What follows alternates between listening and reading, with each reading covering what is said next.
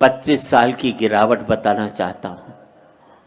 पहले कहीं बाहर जाना होता था तो बाप से पूछने की हिम्मत नहीं होती थी। माँ से कहता था माँ मुझे बाहर जाना, पिताजी से परमिशन दिलाते। माँ परमिशन दिलाती थी तो मैं बाहर जा पाता था। फिर मैं बाप की आज्ञा से बाहर जाने लगा। फिर मैं बाप को बता करके बाहर जाने लगा। फिर मैं बाप को बिगर बताए बाहर जाने लगा। और आज बाप की हिम्मत नहीं जो मुझसे पूछ ले बेटे तू कहाँ जा रहा है। पहले मैं माँ बाप के साथ रहता था, माँ बाप मेरे साथ रहते। फिर हमने बना लिया एक मकान, एक एक कमरा अपने लिए, एक एक कमरा बच्चों के लिए, एक रीडिंग रूम, एक वो बाहर छोटा सा ड्राइंग रूम उन लोगों के लिए जो मेरे आगे हाथ जोड़ते थे, एक वो अंदर बड़ा सा ड्राइंग रूम उन लोगों के लिए जिनके आगे मैं हाथ जोड़ता हूँ। बहुत अच्छा जी, वाह वाह वाह। पहले मैं फुसफुसाता था तो घर के लोग जाग जाते थे, करवट भी बदलता था तो घर के लोग सो नहीं पाते थे। और अब जिन दरारों की वजह से दीवारें बनी थी उन दीवारों में भी दरारें पड़ गई।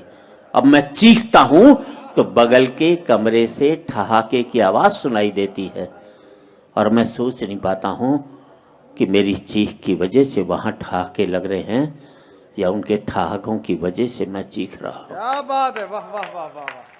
आदमी पहुंच गया चांद तक, बड़ी तरक्की की साहब। अनपढ़ थे तो सरदार पटेल को चुनते थे, पढ़े लिखे हो गए तो फूलन देवी को चुन करके भेजते। बहुत अच्छे, बहुत आदमी पहुंच गया चांद तक, बड़ी तरक्की की साहब। चांद को छूने में घमंड महसूस करते हैं और माँ बाप के पांव छूने में शर्म महसूस करते हैं। आदमी पहुंच गया चांद तक, पहुंचना चाहता है, मंगल तक खोजना चाहता है सूर्य के रहस्य, लेकिन नहीं पहुंचता भाई के दरवाजे तक।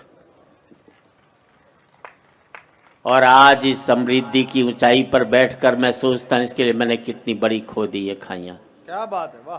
अंतिम पंक्तियां हैं, बात अच्छी लगे तो एक एक व्यक्ति की तालियां चाहूंगा। अब मुझे अपने बाप की बेटी से अपनी बेटी अच्छी लगने लगी है। बहुत अच्छे, वाह जी वाह। अब मुझे अपने बाप की बेटी से अपनी बेटी अच्छी लगने लगी है। मुझे बाप के बेटे से अपना बेटा अच्छा लगने लगा है।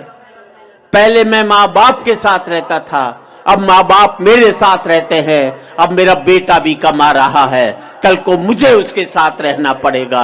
और हकीकत यही है दोस्तों, तमाचा मैंने मारा है तो तमाचा मुझे खाना भी पड़ेगा।